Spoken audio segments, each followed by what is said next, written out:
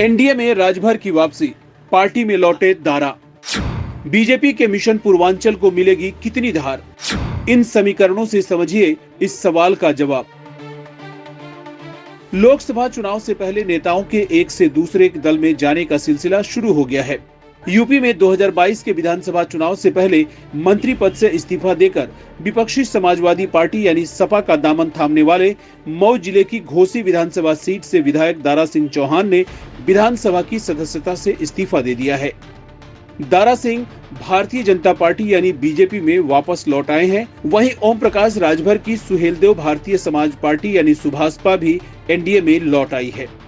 ओम प्रकाश राजभर की वापसी के जरिए बीजेपी की रणनीति पूर्वांचल के किले को दुरुस्त करने की है। प्रधानमंत्री नरेंद्र मोदी का निर्वाचन क्षेत्र वाराणसी हो या मुख्यमंत्री योगी आदित्यनाथ की कर्मभूमि गोरखपुर, ये दोनों ही पूर्वांचल में ही आते हैं। पिछले लोकसभा चुनाव में बीजेपी को 26 में से 6 सीटों पर हार मिली थी। बीजेपी को 2019 के लोकसभा चुनाव में पूर्वांचल की अंबेडकर नगर, आजमगढ़, घोसी, गाजीपुर, लालगंज और जौनपुर सीट में हार का सामना करना पड़ा था। बीजेपी ने 2024 में यूपी की सभी 80 लोकसभा सीटें जीतने का लक्ष्य निर्धारित किया है, लेकिन पिछले साल हुए विधानसभा चुनाव के नतीजों ने पार्टी की चिंता बढ़ा दी थी। बीजेपी ने 2017 के चुनाव से अधिक सीटें जीती थी, लेकिन गाजीपुर, बलिया और आजमगढ़ जैसे जिलों में पार्टी का प्रदर्शन काफी खराब रहा था।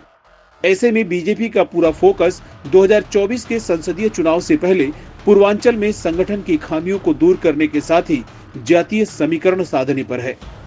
पूर्वांचल के जातीय समीकरण साधने की बीजेपी की रणनीति में ओम प्रकाश राजभर फिट बैठ रहे हैं। उत्तर प्रदेश में करीब 4% राजभर आबादी है।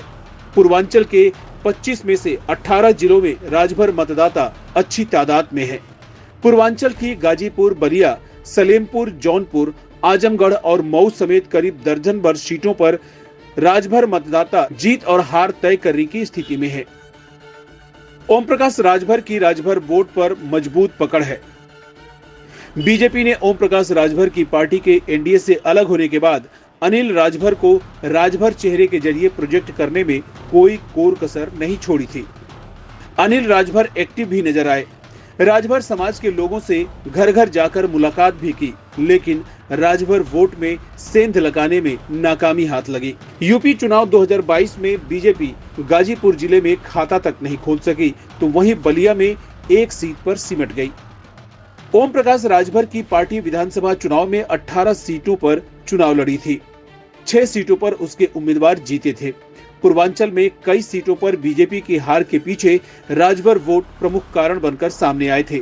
बलिया, गाजीपुर और आजमगढ़ में बड़ी तादाद में राजभर मतदाताओं वाले बीजेपी के किले जब दरके, तभी साफ हो गया था कि राजभर वोट पर ओम प्रकाश की पकड़ ढीली नहीं पड़ी है।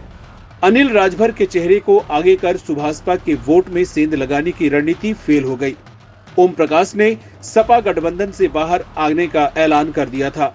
ओम प्रकाश राजभर जहां होते हैं, राजभर वोट वहां ट्रांसफर होते हैं। इसके बाद कयास लगाए जाने लगे थे कि वे फिर से बीजेपी के साथ जाएंगे। राजनीति में कुछ भी बेवजह नहीं होता।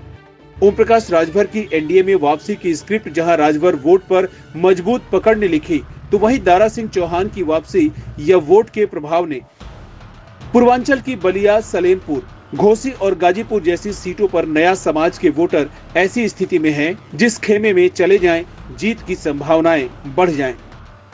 दारा सिंह चौहान ने 2022 के यूपी चुनाव से पहले योगी मंत्रिमंडल से इस्तीफा देकर सपा का दामन थाम लिया था। दारा सिंह सपा के टिकट पर घोसी सीट से विधानसभा पहुंचे।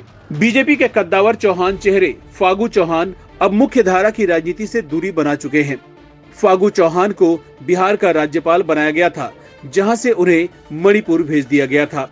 फागू चौहान मेघालय के राज्यपाल हैं।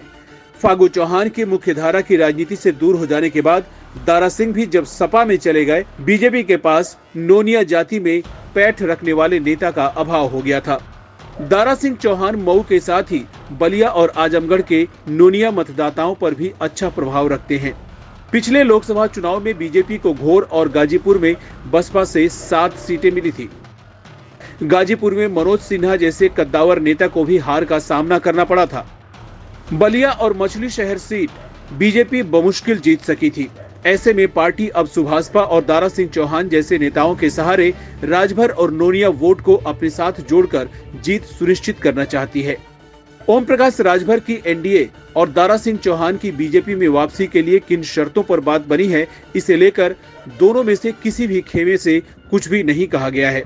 लेकिन राजभर की एनडीए में वापसी तय होने के साथ ही ये चर्चा भी तेज हो गई है कि उनको योगी मंत्रिमंडल में शामिल करने के साथ ही बीजेपी गाजीपुर लोकसभा सीट उपचुनाव में सुभाषपा को दे सकती है। हालांकि गाजीपुर में जम्मू कश्मीर के उपराज्यपाल मनोज सिन्हा के बेटे अनुभव सिन्हा भी जनसंपर्क में जुटे हुए हैं। दूसरी तरफ से पूर्व मंत्री ओम प्रकाश सिंह के चुनाव मैदान में उतरने की भी चर्चा है।